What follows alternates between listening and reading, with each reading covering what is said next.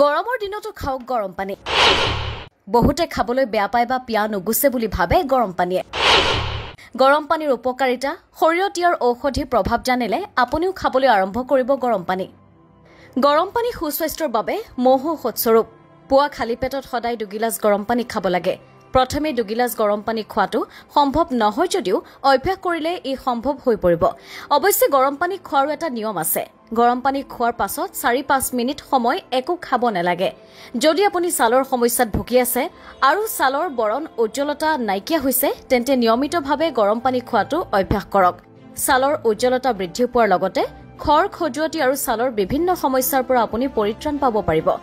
বিশেষকৈ যিসকল লোকৰ লিভাৰৰ সমস্যা আছে তেওঁলোকে ঠাণ্ডা পানী খোৱাটো উচিত নহয় তেওঁলোকে কুহুমীয়া পানী খাব লাগে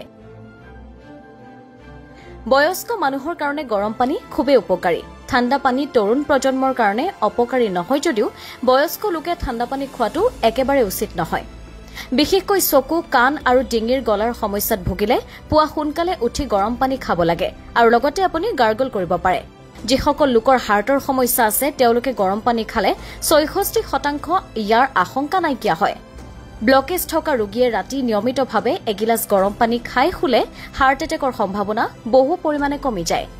পেটৰ সমস্যাত আপুনি যদি ভুগি আছে বা যিকোনো ধৰণৰ পেটৰ সমস্যা আপুনি যদি সমাধান কৰিব বিচাৰিছে তেনেহলে কুহুমীয়া পানী আপোনাৰ বাবে উপকাৰী আৰু ওজন কমৰ ক্ষেত্ৰতো নিতৌ গৰম পানী খাব পাৰে আপুনি গৰম পানী খালে অলাগতিয়াল মেদ কমি যায় প্ৰস্ৰাৱজনিত সমস্যা হলে আৰু ইয়াৰ লগত জড়িত ৰোগসমূহ আপুনি গৰম পানীৰ জৰিয়তে নিৰাময় কৰিব পাৰে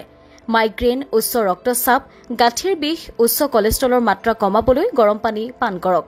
শৰীৰৰ যিকোনো ঠাইত হোৱা বিষ যদি এগিলাসকৈ গৰম পানী খায় তেন্তে বিষৰ পৰা আপুনি উপশম পাব পাৰে শিৰাত কোনো ধৰণৰ ব্লকেজ থাকিলে প্ৰতিদিনে নিয়মিতভাৱে খালী পেটত গৰম পানী খালে বহু উপশম পাব আপুনি হাত ভৰি জিনজিনাই থকাৰ সমস্যাৰ পৰাও আপুনি হাত সাৰিব পাৰিব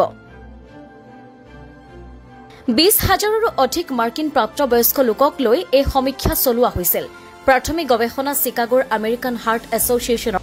এপিডেমিঅলজি এণ্ড প্ৰিভেনশ্যনে এই সমীক্ষা চলাইছিল